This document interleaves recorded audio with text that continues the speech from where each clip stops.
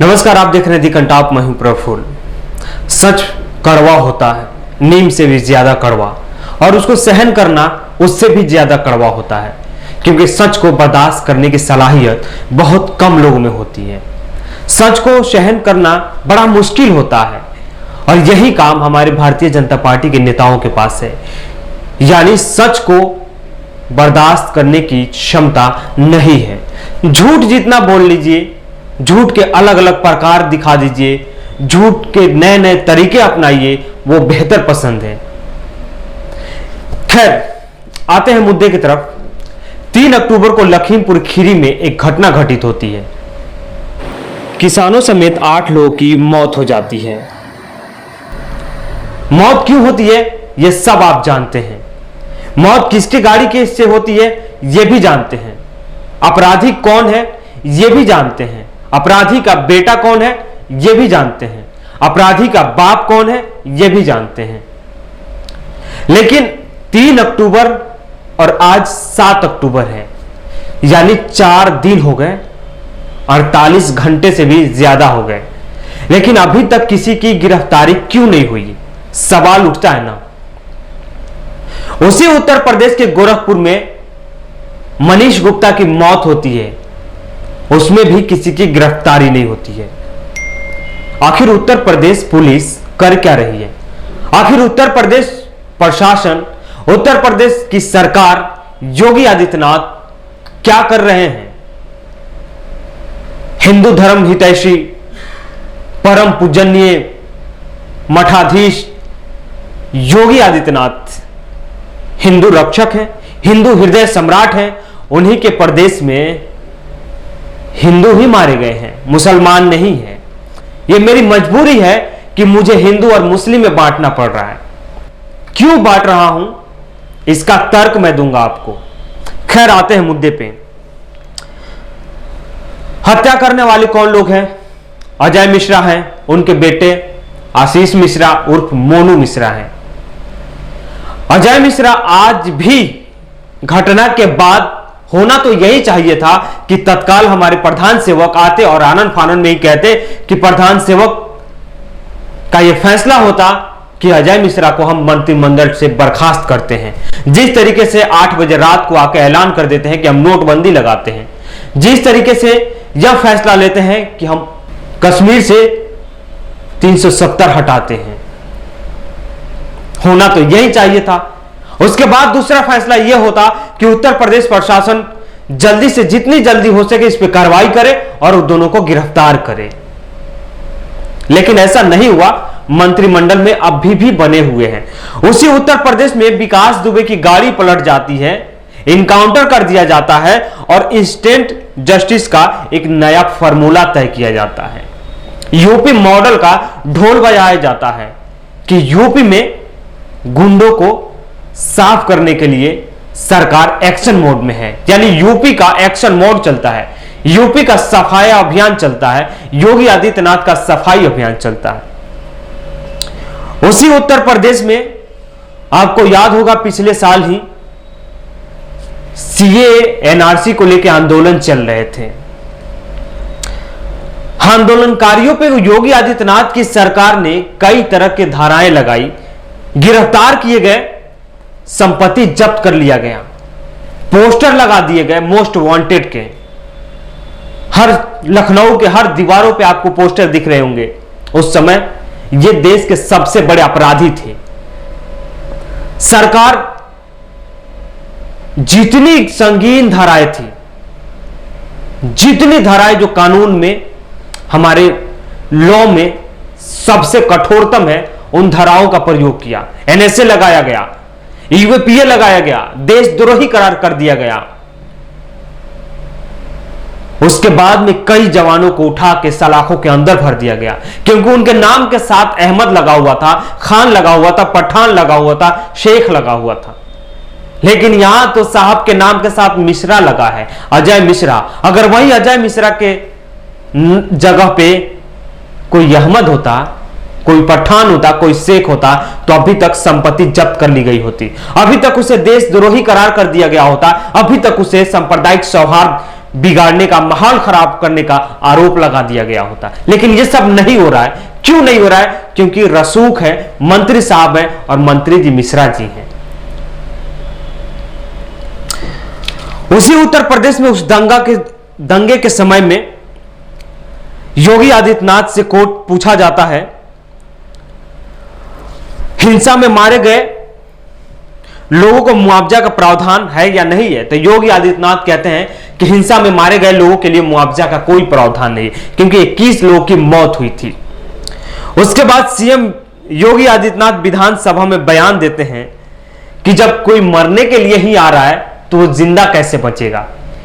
सोचिए, एक प्रदेश के मुखिया, मुख्यमंत्री का भाषा है, कितनी शालीन भाषा है कि जो मरने के लिए आ रहा है वो जिंदा कैसे बचेगा।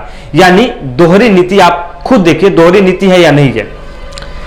उसके बाद में वही उत्तर प्रदेश में कहा गया था उपद्रवियों की गोली से ही मरे हैं, यानी उनको उपद्रवी बता दिया गया था, विद्रोही बता दिया गया था। अगर मैं फिर वही कहूंगा, अगर वो मुसलमान होते तो सलाखों के अंदर होते, उनकी संपत्ति जब्त कर ली गई होती, उनके मोहल्ले को परेशान कर दिया गया होता।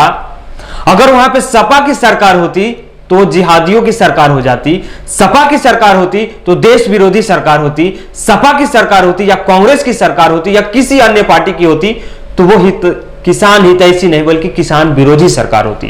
और भारतीय जनता पार्टी के नेता, भारतीय जनता पार्टी के मंत्री, सांसद, विधायक ढोल बजाते फिरते, सड़कों पर नजर आते, आंदोलन करते नजर आते और ऐसा लगता कि पूरा देश को उन्होंने सर पे उठा लिया हो। लेकिन यहां पे हमारे प्रधान सेवक भी खामोश हैं। हम बार बार वही कहेंगे कि आखिर 48 घंटे बाद भी, 4 दिन बाद भी गिरफ्तारी क्यों नहीं हुई? क्यों नहीं अजय मिश्रा को बर्खास्त किया गया? क्यों वो आज भी गृह राज्य मंत्री के पदभार पे बने हैं, पदभार संभाल रहे हैं? क्यों नहीं मोनू मिश्रा की गिरफ्तारी की जा रही है? जबकि प्रामाणिकता की बात करें, प्रमाण की बात करें, साक्ष्य की बात करें तो एक गवाह भी मौजूद है जो खुद वर्दीधारी साहब के सामने सब कुछ कबूल कर रहा है, बता रहा है। वीडियो मौजूद है हमारे सामने जहां से हमारे मंत्री साहब के साहबजादे भागते हुए नजर आ रहे हैं। वो भी वीडियो हमारे सामने मौजूद है, जो गाड़ी काफिला जो गुजर रही है गाड़ियों की, वो किसानों के बीच कितनी स्पीड में जा रही है, कितनी रफ्तार में जा रही है, ये तमाम तरह के साक्ष्य मौजूद है। उसके बाद भी गिरफ्तारी नहीं हो रही है। खैर, अब आते हैं थोड़ा सा आंकड़े आपको हम बता दें। 2012 के आंकड़े हैं, सलाखों के अंदर कौन सबसे ज्यादा है, आज तक का है ये। 2012 में 21% भारतीय जेलों में मुसलमान कैदी थे। 2012 के आंकड़े बता रहा हूं। सरकारें बदलती है लेकिन मुसलमानों के भाग्य नहीं बदलते हैं, मुसलमानों का भविष्य नहीं बदलता है, मुसलमानों का तकदीर नहीं बदलता है। सरकारें आती जाती हैं लेकिन मुसलमान सलाखों के अंदर ही रहते हैं, उनके ऊपर दोष मढ़ ही दिया जाता है। उसमें लिखा है कि उस समय देश में जो मुसलमान आबादी थी वो 13% आंकी गई थी। उसके बाद बढ़ोतरी हुई है।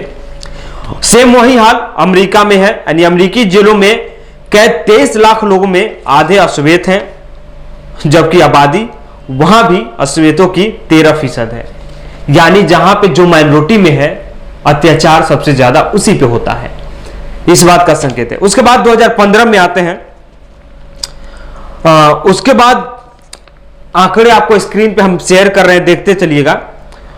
उसके बाद 2015 में आते हैं, एनसीआरबी के आंकड़े आते हैं। जेल में 55% अंडर ट्रायल कैदी मुस्लिम, दलित या आदिवासी हैं। यानी देश में अंडर ट्रायल, यानी जिनको गिरफ्तार कर लिया गया है लेकिन उनके ऊपर अभी दोष साबित नहीं हुआ है, वो अभी प्रोसेस में है कि वो मुजरिम करार दिए जाएंगे या नहीं दिए जाएंगे। क्योंकि कई बार आपने देखा होगा कि ऐसा होता है कि किसी को बाइज्जत बरी किया जाता है, 18 साल 20 साल बाद वो बाइज्जत बरी होता है और सिर्फ कोर्ट का एक वर्डिक्ट होता है कि दोष सिद्ध नहीं होने के कारण फलाने को बाइज्जत बरी किया जाता है, कोई ठोस प्रमाण नहीं था। उसके बाद खैर, ये 2015 की रिपोर्ट है जिसमें 55% अंडर ट्रायल कैदी जो मुस्लिम है, दलित हैं या आदिवासी हैं, जिनमें से 70% ऐसे हैं जो 10वीं भी पास नहीं कर पाए हैं। उसके बाद मुस्लिम दोषियों की संख्या 20 से 20% है, यानी मुस्लिम दोषियों की संख्या कितनी? 20%, 15% अंडर मुस्लिम दोषियों की संख्या है 15.8% और अंडर ट्रायल है 20.9%, यानी 20.9%। ये 2015 के आंकड़े हैं।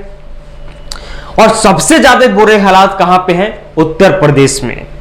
उत्तर प्रदेश जेलों में बंद मुस्लिम 27% हैं, यानी उत्तर प्रदेश के जेलों में बंद मुसलमान 27% हैं, जबकि वहां की संख्या मुसलमानों की 19% है। अब सोचिए, पूरे जेल की आबादी के 27% मुसलमान वहां पे कैद हैं और उनकी आबादी उत्तर प्रदेश में कितनी है? 19%। महाराष्ट्र में भी अंडर ट्रायल मुसलमानों की संख्या 30% है, जबकि वहां पे मुसलमानों की आबादी 11% है। उसके बाद आते हैं, ये पत्रिका है जो उसके बाद फरवरी 2021 में आते हैं। देश की जेलों में 66% लोग SC ST और OBC समुदाय से आते हैं, उसमें मुसलमानों की संख्या ज्यादा है। तो ये तमाम तरह के आंकड़े मैंने आपके सामने रखे कि क्या होता है, किस तरीके की शासन प्रणाली है, किस तरीके का रवैया है, सरकार कैसी नीति अपनाती है, सरकार किनको कब गिरफ्तार करती है, सरकार किस तरह की कार्य प्रणाली को आगे बढ़ाती है, ये तमाम तरह की चीजें आपके सामने आती रहती है। खैर, हम अभी यही सवाल छोड़ के जा रहे हैं, क्या लखीमपुर खीरी में जो घटना घटित होती है उसके अपराधियों की गिरफ्तारी होनी चाहिए या नहीं होनी चाहिए, या आप कमेंट करके जरूर बताइएगा।